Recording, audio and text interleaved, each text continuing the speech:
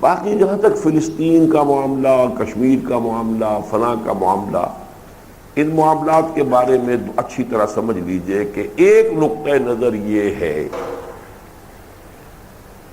کہ یہ بظاہر تو اسلام کے دشمنوں کے ہاتھوں ہم پر مصیبتیں آ رہی ہیں، حقیقتاً یہ اللہ کا عذاب ہے ہم پر، اس لیے کہ اللہ نے امت مسلمہ کی حیثیت سے جو ذمہ داری ہمیں سونپی تھی وہ ہم نے ادا نہیں کی۔ اللہ کا عذاب، جیسے مکے میں جب ابو جہل مار رہا تھا تو وہ اللہ کی آزمائش تھی۔ وہ ہاتھ جو ہے ابو جہل کا تھا جس سے کوڑا پڑا ہے، جس پر بھی پڑا ہے، لیکن اللہ فرماتے ہیں وَلَقَدْ فَتَنَّا الَّذِينَ مِنْ، ہم آزما رہے ہیں، ہم آزمائیں گے، وَلَنَبْلُوَنَّكُمْ بِشَيْءٍ مِنَ الْخَوْفِ وَالْجُوعِ۔ تو وہ آزمائش تھی صحابہ کرام کی اللہ کی طرف سے، اگرچہ بظاہر وہ ان لوگوں کے ہاتھوں آ رہی تھی۔ اس حوالے سے یہ جان لیجئے کہ اس وقت امت کا جو حال ہے وہ سزا کا ہے، عذاب کا ہے۔ آپ کتاب میری پڑھ چکے ہیں، سابقہ اور موجودہ مسلمان امتوں کا ماضی حال اور مستقبل۔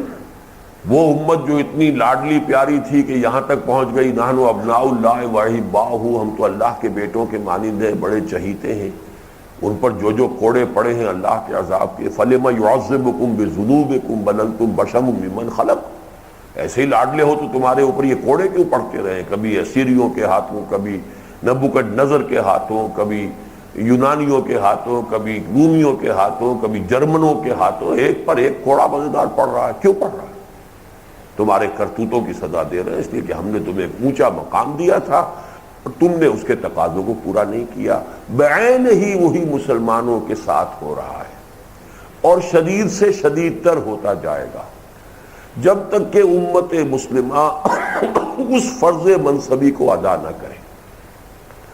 اور اس فرض منصبی کا منیمم تقاضا یہ ہے کہ کم سے کم ایک ملک دنیا میں سائزیبل ایسا ہونا چاہیے کہ جس میں وہ اللہ کے دین کو قائم کر کے دنیا کو دکھا سکیں یہ ہے اللہ کا دین، صحیح نمائندگی کر سکیں روئے ارضی پر اللہ کی، ورنہ وہ مس ریپرزینٹ کر رہے ہیں اللہ کو اور اس کی جرم کی سزا جو ہے انہیں مل رہی ہے۔ جن لوگوں کی سمجھ میں یہ بات آ گئی ہو وہ تو اپنی ساری توانائی، ساری قوتیں، سارے اوقات جو بھی ہیں، ہر شخص کا اپنا دھندا ہے، اپنے بال بچوں کا پیٹ بھی پالنا ہے، اپنے بھی کچھ ضروریات ہیں، اس سے جو بھی وقت بچاتا ہے یا جو بھی سرمایہ بچاتا ہے، اب اس کی انویسٹمنٹ کہاں کرے گا؟ جس کی سمجھ میں یہ بات آ گئی ہے وہ تو اور کہیں اس کو خرچ نہیں کرے گا سوائے اس کے کہ اسی طرح کا انقلاب برپا کر کے کسی جگہ پر، اس لیے کہ اس کے بغیر کوئی امکان ہی نہیں ہے کہ اللہ کے عذاب کا سلسلہ جو ہے وہ کہیں ختم ہو جائے۔ وہ ایک جگہ سے کوئی تھوڑا کم ہوگا دوسری جگہ زیادہ ہو جائے گا، دوسری جگہ سے کم ہوگا، جیسے فساد خون ہوتا ہے۔ مولانا مودودی نے یہ مثال ایک زمانے میں دی تھی کہ خون کا فساد ہے، ایک تھوڑا یہاں نکل آیا ہے، آپ نے اس کی خوب مرہم پٹی کی، پلٹس باندھی، سب کچھ کیا، لیکن آپ نے فساد خون کا علاج نہیں کیا، وہ منہ ٹھیک ہو جائے گا، کسی اور جگہ تھوڑا نکل آئے گا۔ تو فساد امت جو ہے وہ کیا ہے؟ وہ یہ ہے کہ جو امت کا فرض منصبی تھا وہ اسے ادا نہیں کر رہی۔ تو جن لوگوں کی سمجھ میں یہ بات آ جائے ان کی تو لاجیکلی پھر ان کی ساری توجہ، ساری توانائیاں، سارے اوقات صرف ہونے چاہیے اس پر کہ گویا کہ اصل کیوریٹو ٹریٹمنٹ جو ہے اس پر مرکوز کریں۔ جن کی سمجھ میں یہ بات نہ آئی ہو، بڑی تعداد ایسی لوگوں کی جن کی سمجھ میں یہ بات نہیں آئی، وہ اگر مدد کر رہے ہیں تو بہت اچھا کام کر رہے ہیں۔ ہم ان کی کبھی کسی درجے میں بھی، چاہے وہ فلسطینیوں کی مدد کر رہے ہوں، کشمیریوں کی مدد کر رہے ہوں، وہ چیچنیا والوں کی مدد کر رہے ہوں، تو بہرحال پھوڑے کو بھی تو آخر کچھ نہ کچھ درد جو دے رہا ہے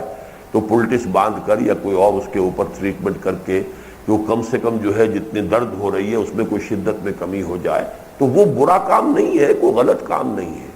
لیکن جن لوگوں پر پہلی حقیقت منکشف ہو گئی ہے